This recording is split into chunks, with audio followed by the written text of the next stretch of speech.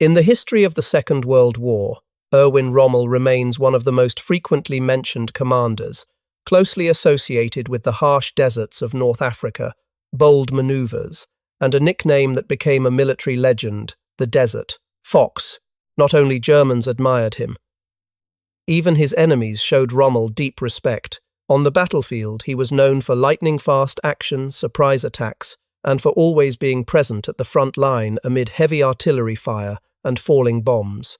To the soldiers under his command, Rommel was not a general directing from a distant map, but a leader who shared every danger with them.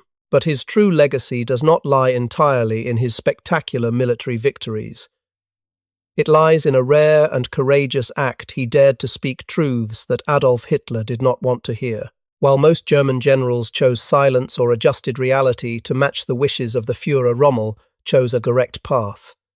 That decision ultimately cost him his life. The relationship between Rommel and Hitler was complex. It began with trust and expectation, and gradually turned into deep disappointment. It was not based only on power, but also on ideals and military honor that both men once shared. Today's video does not tell the story of a perfect hero. We will look objectively and thoughtfully at the tragedy of an outstanding officer within a dictatorship, and the question that history still leaves behind sharper than ever. Did Erwin Rommel betray Adolf Hitler, or did he remain loyal to Germany until the final moment? To understand that dangerous truth, we need to turn back time. We return to the period when Rommel and Hitler still stood side by side, before everything began to crack. If you feel this video will bring historical value and deep analysis, please like and subscribe to the Silent Frontlines channel so you do not miss other authentic military stories. Erwin Rommel emerged from the First World War as a promising young officer. On the Italian front, he showed boldness, flexibility, and exceptional leadership, earning the Pour le Mérite, the highest military award in Germany at that time. This became the foundation for his early recognition within military circles. After Germany's defeat and the restrictions imposed by the Treaty of Versailles, the military future of many officers became uncertain. Many chose to leave the army. Rommel was different. He remained in the Reichswehr, a force strictly limited in size, and took on the role of instructor for young officers. During this period, he gradually built a reputation as a sharp, tactical thinker, one who emphasized flexibility and creativity on the battlefield. The paths of Rommel and Adolf Hitler began to cross naturally. After becoming Chancellor, Hitler visited Rommel's regiment in Goslar. Later, Rommel was assigned to command escort forces at the Nazi Party rallies in Nuremberg, a duty that brought him closer to the center of power. His book, published in 1937, Infantry Attacks, quickly attracted Hitler's attention. The Führer read it and was strongly impressed, viewing Rommel as the model of a dynamic and decisive commander he wanted for Germany's new army. In October 1938, at Hitler's direct request, Rommel was appointed commander of the Führer Escort Battalion. 1 year later, when war broke out, he accompanied Hitler during the Polish campaign, attending operational meetings and closely observing mechanized deployments. At that time, in Rommel's eyes, Hitler was first of all a veteran of the First World War, a man who spoke about honor, discipline, and military strength. He paid little attention to Nazi ideology or racial issues. To Rommel, Hitler was simply the means for Germany to rebuild its military power after the humiliation of Versailles. According to his son Manfred Rommel, their family lived like any ordinary German family. No one at home could have imagined that the new leader was quietly pursuing distant ambitions of conquest and racial purification policies. The early bond between the two men was not based only on power, but also on shared ideals of national revival and military honor. Because it was built on that foundation when trust later collapsed, the break was not ordinary disappointment. It became a life and death tragedy. This was a common story among many German officers of that era. They placed hope in a leader who promised to restore the nation's status, but eventually had to confront the harsh reality of the regime's true nature.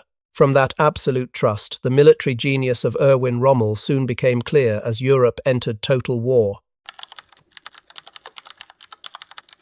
In 1940, Adolf Hitler gave Rommel command of the 7th Panzer Division, a decision that initially caused considerable controversy.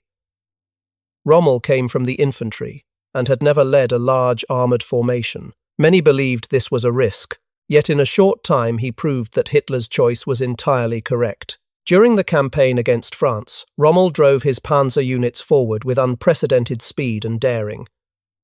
He constantly pushed deep into enemy territory, far ahead of neighbouring units, despite the risk of complete isolation. His division moved so quickly that the German General Staff frequently lost contact. No one knew exactly where Rommel was until his units suddenly appeared behind French lines, collapsing defensive systems within hours. For this reason, the 7th Panzer Division soon earned the nickname the Ghost Division, a title both legendary and astonishing. Rommel never followed orders mechanically. When necessary, he was willing to ignore rigid instructions and act on battlefield instinct. He ordered tanks to fire while moving, creating thick dust clouds combined with continuous suppressive fire, a bold tactic many other commanders hesitated to use. For Rommel, war was not lines drawn on a map, but a living reality that a commander must see and feel personally. This philosophy not only helped him win in France, but also shaped his command style throughout his career. The French campaign turned Rommel into a genuine military star. He was promoted rapidly, Major General, in May 1940, and Lieutenant General only a few months later. Adolf Hitler paid special attention to him, not only for his talent, but also because Rommel's image perfectly suited the propaganda narrative of the Third Reich, a courageous general, always advancing without hesitation or fear. To Hitler, Rommel was living proof of Germany's new military strength. To the German public, he became a heroic symbol. For Rommel himself, the battlefield was where he truly belonged. This bold and decisive style opened the path that would lead Rommel to the battlefield that would fully shape his legend, the deserts of North Africa. After German forces had conquered much of Europe, Adolf Hitler decided to send Rommel to North Africa to support Italian allies suffering heavy defeats against British forces. He was given command of a new formation called the Afrika Korps, an expeditionary force with limited manpower and a long, fragile supply system. Before departing, Rommel met Hitler in an atmosphere of complete trust. At that time, no one could imagine that this harsh desert would become the greatest stage of his career. In North Africa, Rommel quickly displayed his familiar style, relentless attack, denying the enemy time to breathe. Despite smaller forces and supply lines stretching hundreds of kilometers, he pushed British troops from strategic positions within weeks. Desert warfare became the ideal environment for Rommel's battlefield intuition. He frequently appeared at the front line, driving through gunfire, observing conditions personally and speaking with soldiers. The image of a general sharing every danger earned him absolute respect from his men. To them, Rommel was not a distant commander, but a comrade sharing hardship. The series of victories amazed even the Allied side. It was the British who gave him the nickname the Desert Fox, a title reflecting both deep respect and fear of a flexible, unpredictable, and cunning opponent. Even though British intelligence decoded many German messages through the Ultra system, Rommel often changed decisions at the last moment, making intelligence outdated. He continued to ignore rigid orders from the Army High Command in Berlin, acting according to his own field assessment. This angered many senior generals in Berlin. Chief of Staff Franz Halder and colleagues in the General Staff saw Rommel as reckless, wasting fuel, and disrupting overall strategy. In his war diary, Halder even called him a mad general. Rommel belonged to the desert and the field, while they belonged to maps and conference rooms. This contrast increasingly isolated him within Germany's traditional military elite. By contrast, propaganda minister Joseph Goebbels quickly recognized Rommel's value. He turned the Desert Fox into a national symbol, redirecting German public attention away from grim news on the Eastern Front. With a youthful, photogenic appearance and confident speaking style, Rommel was presented as the people's general, a perfect contrast to detached military aristocrats. He appeared frequently in newspapers, films, and war reports, becoming the face representing the entire Wehrmacht. Continuous victories in North Africa brought Rommel to the height of fame. He was promoted to general on 30 June 1942, and only months later, after the dramatic victory at Tobruk, Hitler promoted him to Field Marshal, the youngest field marshal of the Third Reich. In the Führer's eyes, Rommel was not only a talented general but living proof that willpower and determination could overcome any difficulty. However, it was also in North Africa, where Rommel reached the peak of fame, that the first seeds of doubt quietly appeared. Brilliant victories concealed a dangerous reality. His forces were fighting under increasingly unfavorable conditions. As battlefield fortune began to change, the relationship between Rommel and Hitler would no longer remain the same. By the end of 1942, the fate of the war in North Africa began to reverse. The glow of the Desert Fox slowly faded under the harsh desert heat and the brutal reality of war. From November 1942, British forces were no longer fighting alone. The United States officially entered the war and poured massive amounts of weapons, fuel and troops into North Africa. Meanwhile, the supply lines of the Afrika Korps were constantly cut by Allied air and naval forces. Tanks lacked fuel, artillery lacked ammunition, and infantry were exhausted from continuous fighting in the harsh desert environment. Rommel understood better than anyone that the balance was shifting decisively toward the enemy. He repeatedly sent detailed reports to Berlin, clearly stating what his forces needed to hold the front: more tanks, more aircraft, more fuel, and more soldiers. Most of these appeals were met with silence.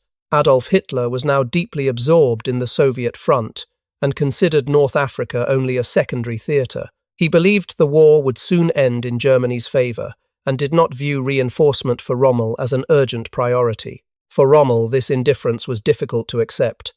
Despite severe shortages and mounting pressure, he continued to command from the front. But this time, even his exceptional battlefield intuition could not reverse the situation when the imbalance of forces had become overwhelming. At the same time, Rommel's health began to deteriorate, seriously prolonged, sleepless nights, severe headaches, low blood pressure, and increasingly frequent depression. The war was not only eroding his army, but also eroding him personally. When the situation became hopeless, Rommel decided to return to Germany and confront Hitler directly at the WWII headquarters. He spoke frankly. "We must abandon Africa because nothing more can be done under these conditions." The response was cold and sarcastic. Hitler questioned Rommel about the number of rifles in his army. When Rommel replied that he had not counted them, Hitler sneered, "What a wonderful general. He does not even know how many guns he has." Unable to restrain himself, Rommel replied sharply, "Then you should come to Africa and show us how to fight Montgomery with those old carabiner rifles." The confrontation ended in extreme tension. Hitler ordered Rommel to leave the room. It was the first time Rommel openly challenged the Führer directly. He left the Wolf's Lair with shattered nerves, carrying the feeling that his soldiers had been sacrificed for political calculations far removed from battlefield reality. By May 1943, more than 23,000 German and Italian soldiers in North Africa were forced to surrender. The campaign ended in total defeat. Rommel, once praised as a symbol of victory, now became a witness to one of the most painful collapses of the Third Reich. This was the moment when the first crack clearly appeared in the relationship between Rommel and Hitler. For the first time, Rommel not only felt disappointment but also deeply sensed that Hitler had betrayed the soldiers fighting for him. After the defeat in North Africa, when he returned to Germany, Rommel carried a completely different mindset. For the first time since the war began, he started to reassess everything and gradually recognized the true nature of the regime he was serving. From this point, Erwin Rommel's inner journey entered a new phase filled with conflict and tragedy. After the defeat in North Africa, when he returned to Germany, Erwin Rommel carried a completely different mindset. For the first time since the war began, he no longer believed that every sacrifice served the ultimate interests of Germany. Information that he had previously only heard vaguely or chose not to believe gradually became clear and impossible to ignore. Rommel began receiving reports of mass executions, Soviet prisoners of war starved to death, and civilians killed systematically. At first, these actions were attributed to SS units, but gradually a harsh truth emerged. Some Wehrmacht units, the regular army Rommel had been proud of, were also mentioned in these reports. For an officer shaped by the traditions of the old German army, this was the most severe shock. In the values Rommel had embraced throughout his life, war could be brutal, but the army must never become a tool of lawless killing. The involvement of the Wehrmacht in such actions was not merely a tactical or political mistake, but an unforgivable stain on military honor and tradition. At the same time, information about what the regime called the final solution, along with the system of concentration camps, reached him. The image of Adolf Hitler in Rommel's mind began to change irreversibly. The man he once saw as a leader restoring national honor now appeared as the head of a violent machine carefully hidden behind propaganda and fear. Rommel realized that these actions were not only moral failures but also a political dead end. With what had been done, Germany would never achieve a reasonable peace under Hitler's leadership. The war had changed its nature. It was no longer a war of national revival, as Rommel once believed, but a war to preserve the power of one individual. And in that war, Germany was being dragged toward destruction. This was not a sudden moment of revelation, but a slow accumulation of disappointment, awareness, and moral responsibility. With each passing day, Rommel became more convinced that defeat was not only inevitable, but something that must come as soon as possible. Every additional day of war would mean hundreds of thousands dying in vain. This became the deepest turning point of his life. From an absolutely loyal general, Rommel began to see Hitler as a real danger to Germany itself. And in that inner context, the Battle of Stalingrad occurred like a cold and undeniable confirmation of all the doubts that had been troubling Rommel. The battle at Stalingrad unfolded with a level of brutality rarely seen in modern history. Fighting took place for every meter of ground, every building, every basement. The harsh Russian winter, severe supply shortages, and the desperate resistance of the Red Army turned the city into a gigantic meat grinder. When the battle ended, more than 8,000 Axis soldiers were killed, wounded, or captured. The entire German Sixth Army was destroyed or taken prisoner. This was not merely a normal military defeat. Many historians consider Stalingrad the decisive turning point of the Second World War. From that moment, the strategic balance on the Eastern Front shifted completely. Soviet forces moved into continuous offensive operations, while German forces were pushed back step by step, losing territory, losing resources, and most importantly, losing strategic initiative. Rommel followed developments at Stalingrad from afar, through reports and battlefield news. The tragic outcome did not surprise him. It only strengthened what he had begun to realize after the defeat in North Africa. Germany no longer had the capacity to win the war. From that point, Germany was trapped between two enormous pressures, the Soviet Union in the east and the growing power of Britain and the United States in the west. The question was no longer whether the Allies would open a second front in Western Europe, but when they would do so. After Stalingrad, Rommel's thinking changed profoundly.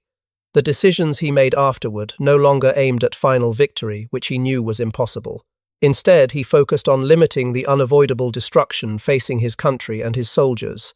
He understood that every additional day of war would only deepen the suffering of the nation. In this atmosphere of pessimism and responsibility, Adolf Hitler assigned Rommel what was perhaps the most important, yet most desperate mission of his career: strengthening and commanding the coastal defenses of Western Europe, known as the Atlantic Wall. It was a mission that even Rommel knew with limited resources, and little time could hardly change the overall course of the war. Yet he threw himself into the task with all the experience and responsibility of a professional soldier. After the Stalingrad disaster, Adolf Hitler understood that a major Allied landing in Europe was only a matter of time. To counter it, he placed his hopes in a project that was more symbolic than practical: the Atlantic Wall. It was described as a continuous defensive system, stretching more than 2,500 kilometers from Norway to the Spanish border, filled with minefields, coastal artillery obstacles, and fortified positions strong enough to stop any invasion from the sea. When Rommel personally inspected the Western European coastline, he quickly recognized a troubling reality. Much of the Atlantic Wall existed only on paper and in imagination. Many coastal sectors had almost no meaningful fortifications. Artillery lacked ammunition, defenders lacked rigorous training, and German air and naval forces were already completely outmatched by the Allies. From his experience in North Africa, Sicily, and Italy, Rommel reached a clear and cold conclusion. The Allies must be stopped at the water's edge within the first 24 hours. Once they established a firm foothold and brought large forces, a sure Allied air and naval superiority would crush any German counterattack. This view created sharp conflict with other senior commanders, who believed the Allies should be allowed to land before launching a large mobile counterattack inland. Rommel began an urgent race against time. He correctly predicted that the Allies would land along the coast of France, where beaches were suitable for amphibious operations and logistics. Under his direction, millions of mines were laid along the Western European coastline, about 6 million in France alone. Hundreds of thousands of anti-landing obstacles were erected on the beaches. He ordered the construction of sharpened wooden stakes fitted with mines, later called Rommel's asparagus, placed in fields behind the coast to disrupt enemy airborne forces. He personally sketched fortification designs and inspected each beach and defensive line. Rommel's headquarters was established at La Roche-Guyon, a 12th century castle on the Seine River not far from Paris. From there, he directly supervised and accelerated the strengthening of the defences. Soldiers under his command trained constantly, dug trenches, laid mines, and poured concrete. Under Rommel's direction, the Atlantic Wall began to become a real defensive system, rather than a propaganda slogan. However, Rommel clearly understood his limitations. Time was short and resources were severely limited. More importantly, the final decisions still rested with Hitler, who never once personally inspected any coastal fortifications in France. Rommel knew that no matter how hard he worked without full support from Berlin, his efforts would have limited effect. He threw himself into the task with a deep awareness Germany could no longer win this war. All he could do was buy time, hoping that some political solution might save the country from total destruction. Even so, history did not wait. Despite Rommel's dedication to the Atlantic Wall, the decisive day approached. The Allies prepared one of the largest amphibious operations in history, D-Day.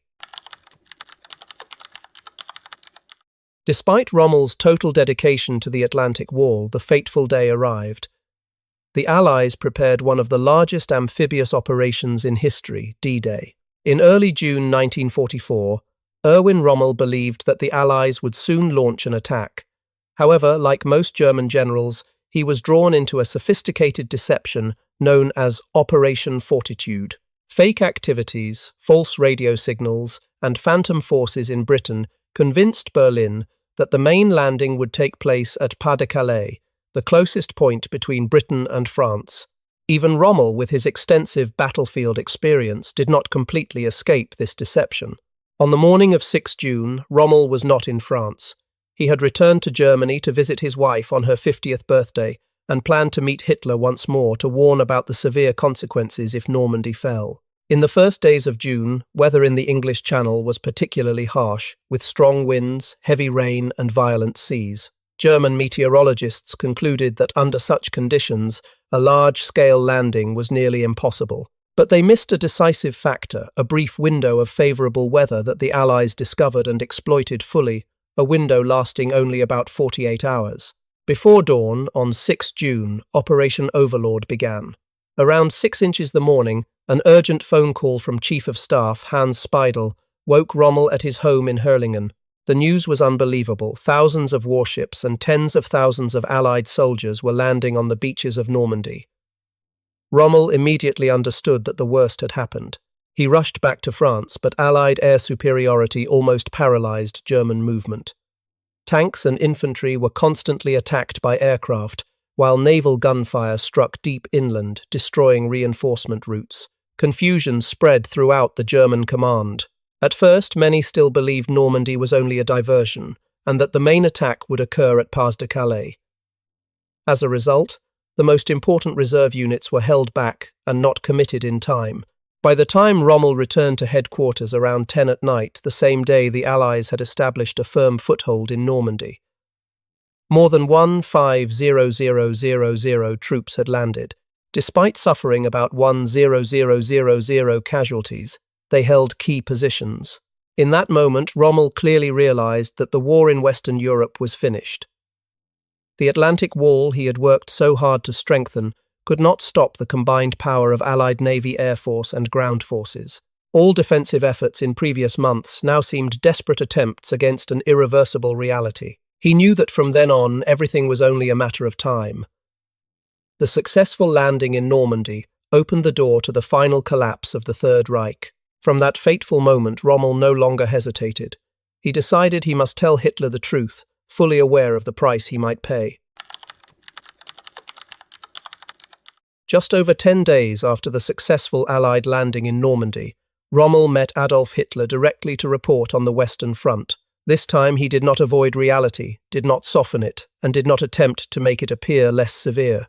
In a calm but firm voice, Rommel stated clearly that Germany no longer had the ability to push back the Allies by military means. The Atlantic Wall had been broken, the Normandy foothold was secure, and with overwhelming superiority in manpower, aircraft, and naval power from Britain and the United States, any counterattack would only lead to further useless losses.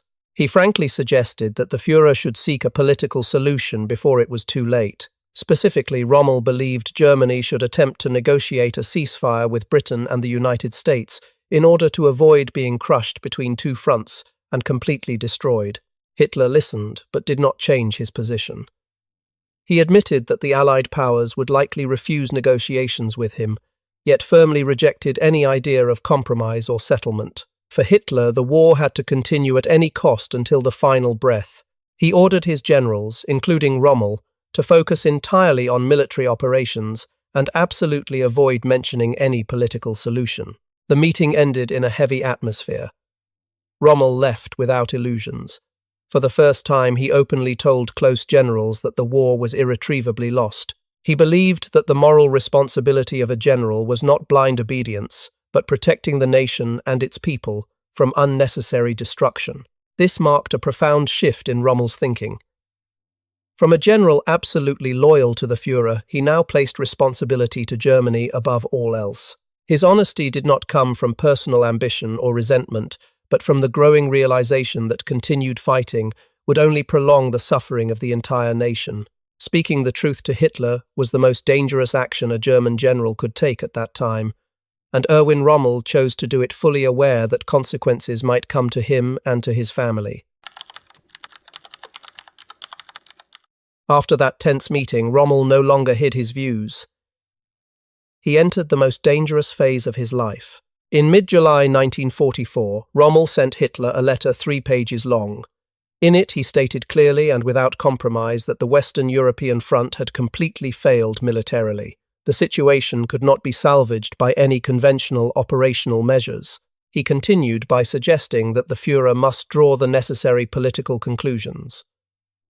This was an indirect but unmistakably clear expression that Hitler needed to change course, even change his own role, in order to save Germany from total catastrophe. The letter was delivered to headquarters but received no official reply.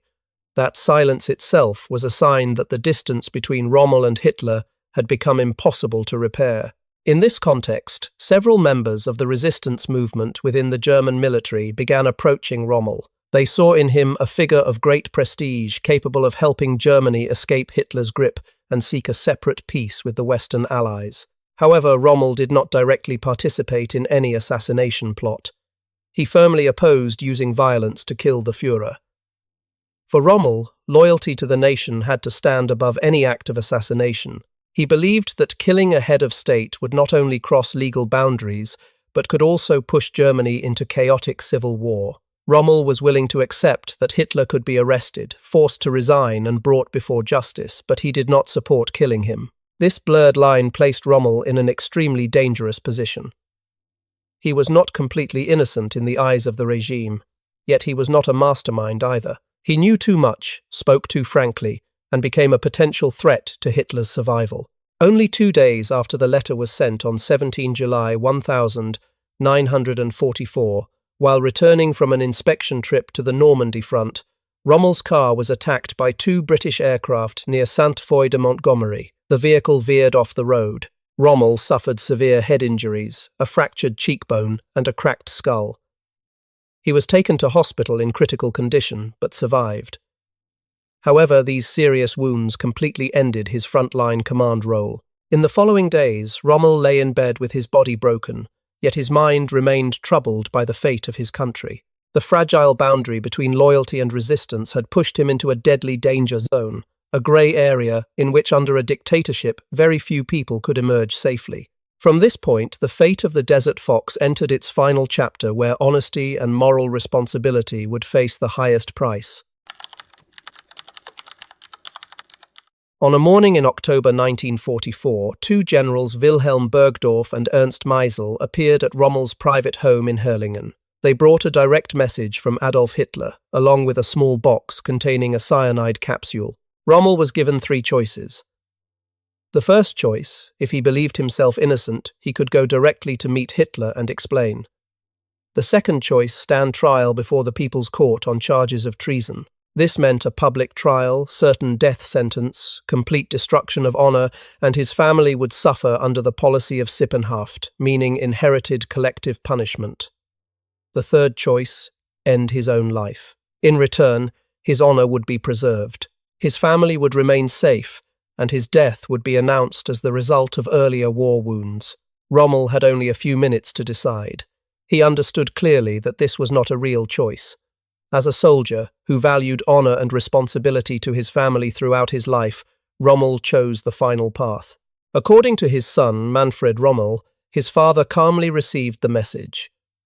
He knew exactly what would happen if he went to trial, and what would happen to his wife and children. Around midday that day, Erwin Rommel put on his uniform neatly and said farewell to his wife and son for the last time. He entered the car with the two generals. Not far from the house, the vehicle stopped. Rommel was handed the cyanide capsule. Only a few minutes later, the Desert Fox, the legendary general of the North African desert, was gone forever. The Nazi government immediately issued an official announcement. Field Marshal Erwin Rommel had died from complications of wounds caused by British aircraft in July. A formal funeral was held with full military honours. Hitler even sent a wreath. State newspapers praised him as a loyal hero to the very end. But the truth emerged only after the war ended. Secret documents and witness testimonies gradually revealed that Rommel had been forced to commit suicide under direct orders from Hitler. His death was not the result of wartime injuries, but the consequence of daring to speak a truth that the regime would not allow to exist. Erwin Rommel chose to die in order to protect his honour and the safety of his family. He accepted sacrificing himself to prevent his family from being drawn into the machinery of revenge. It was the final decision of a soldier, respected by both friend and foe, yet who had become a danger to the very regime he had once served. Rommel's story ends here, but the legacy and the questions he left behind still echo today. He did not oppose Hitler out of ambition for power or personal hatred. He did so because he believed continuing the war was a crime against the nation and its people. His story is not simply about a hero or a traitor. It is the tragedy of the fragile boundary between duty, morality, and truth in a regime that did not allow those three things to exist at the same time. Rommel's legacy does not lie only in his brilliant victories in the North African desert, nor solely in the nickname Desert Fox that entered military legend. His true legacy is the tragedy of an outstanding general who dared to face the truth when most people around him chose silence or self-deception. In a dictatorship where truth was considered more dangerous than the enemy, daring to speak what leaders did not want to hear required a special kind of courage, a courage that Rommel ultimately paid for with his life. The story of Erwin Rommel is the tragedy of the fragile boundary between duty, morality, and truth. He had once been loyal to the Führer, once believed in the mission of national revival, but when he realized that this path was leading the entire country toward disaster, he chose to stand with Germany rather than with one man. It was a choice between blind loyalty and higher moral responsibility, a typical tragedy faced by many talented officers in the wars of the 20th century. Today, when we look back at Rommel's journey, we see not only a brilliant general, but also a man struggling between duty and conscience under the harshest circumstances. The question that history still leaves open and invites us to reflect upon remains meaningful. Did Erwin Rommel betray Adolf Hitler, or did he remain loyal to Germany until the final moment? I invite you to take a moment to think about that question. Leave your opinion in the comments section below. Was Rommel's honesty an act of heroism or an inevitable tragedy? And in history, where is the boundary between loyalty and moral responsibility? If you found this video offers deep and authentic historical perspectives, please like and subscribe to the Silent Frontlines channel so we can continue exploring military stories and lessons from wars throughout history. Thank you for watching. See you again in the next episodes.